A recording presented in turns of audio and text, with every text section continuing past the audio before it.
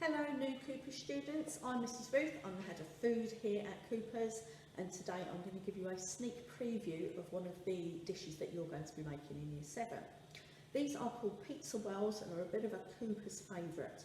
So for this you're going to need 200 grams of self-raising flour, 50 grams of hard margarine or butter, so that's the one that comes in like a wrapper rather than in a tub, 125ml of milk, any milk works just fine, some tomato puree and 75 grams of grated cheese, and again whatever cheese you've got in the cupboard is just fine.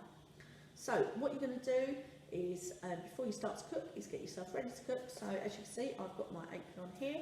You would have obviously got yourself an apron for September.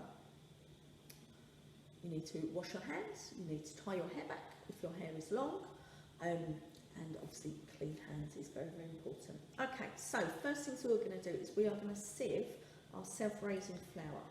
Now we do this for a couple of reasons. Firstly, to make sure there's no lumps, and secondly, to actually aerate. So what we're doing, by the flour falling this sort of distance, we are trapping bits of air in between the flour, which is really, really important for a lovely light and fluffy dish.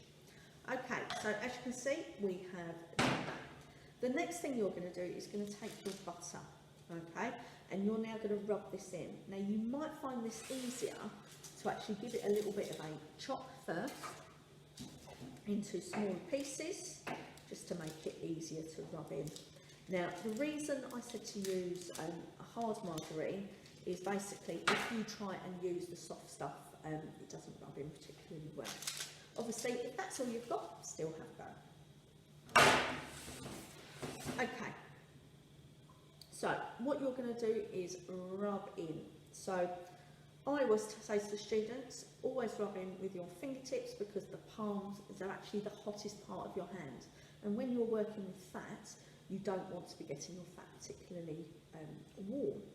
What you're doing is creating a waterproof coating on your flour. And by doing that, that gives you a really, really good quality product. So let's have a little check. Yep, no flour on my palms, not yet anyway. Okay, so what you're going to do is you're going to continue to rub using your fingertips, okay? Mrs Warren always says it's like you've got money, okay? And you're rubbing it between your fingers. So what you're going to do is continue to rub it. If you're not sure if all of the butter has been rubbed in, you can just give it a little shake, and that means the pieces then come up to the top. Okay, so let's just continue. So other equipment you're going to need for this dish is you're going to need a baking tray that goes in the oven. So you can either grease the baking tray or you can use baking paper to line, or you might have one of those lovely environmentally friendly reusable liners that you can use. So continue to give it a little shake and a rub in. What you're looking for is that you can see no more of the butter there. What's going to happen is that it essentially disappears as if by magic, and what it's doing is giving that waterproof coating to the pieces of flour.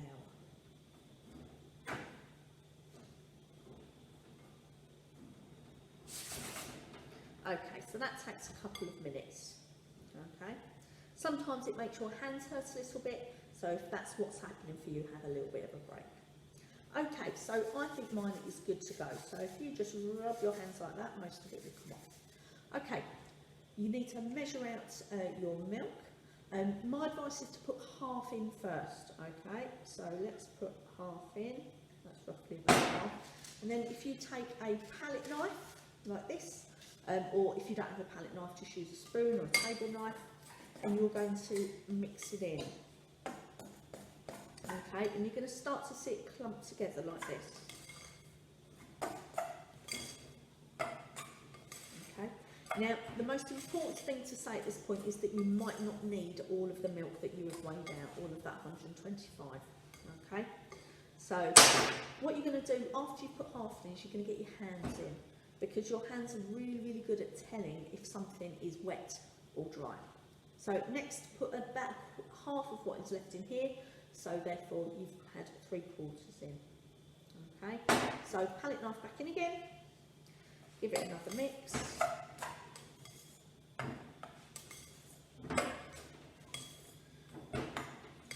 Okay, and again, get your beans in and give it a squeeze. Okay, what you're going to try and do is, if you've got any particular wet sections, if you sort of push them on the dryness at the bottom. So if I just show you in my bowl, can you see there's some bits that need to be in my bottom?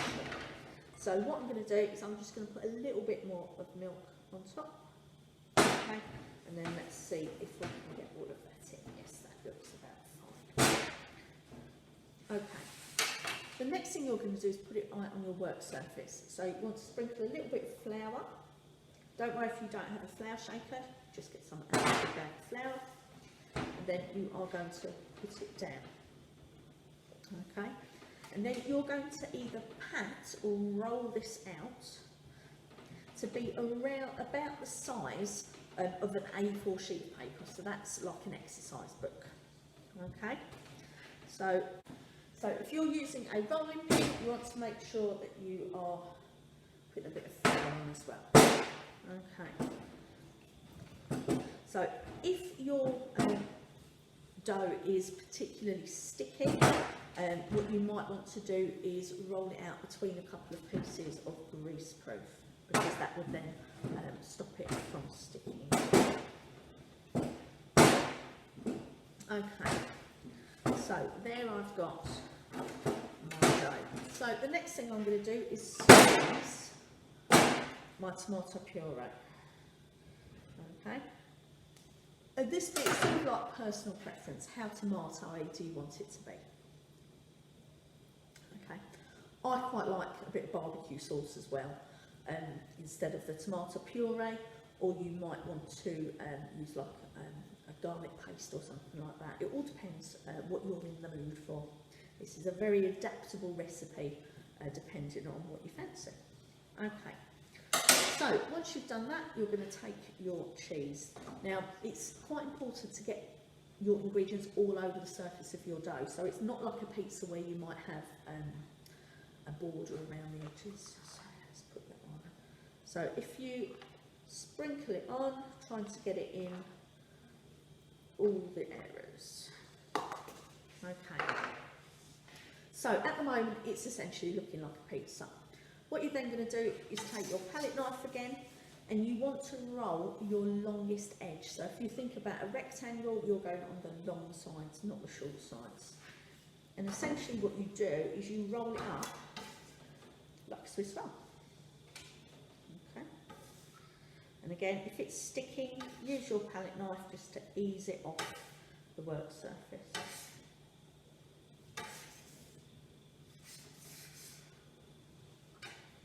Okay, so you end up with a roll that looks like this. So you are going to be making 8. So best thing about fractions is if you go in the middle, you've got 2 halves, so you know you need to get 4 off each section.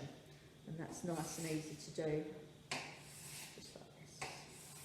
It's important that they're all the same size, because if not, they will cook at different rates. So if you've got a really tiny one, that will obviously burn before the big ones have got a chance to cook.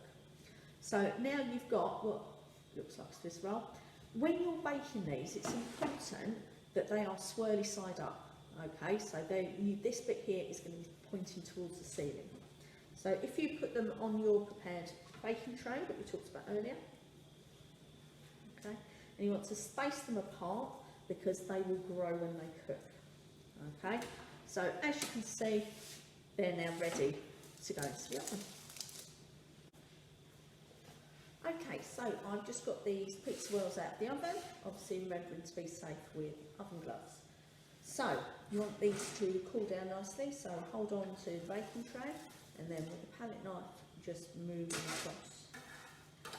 So it's important to do this so that you don't get a soggy bottom, where obviously the bottom wouldn't have been able to cool. So I hope you have enjoyed this video. I look forward to seeing you at Cooper's, and I hope you enjoy your pizza whirls.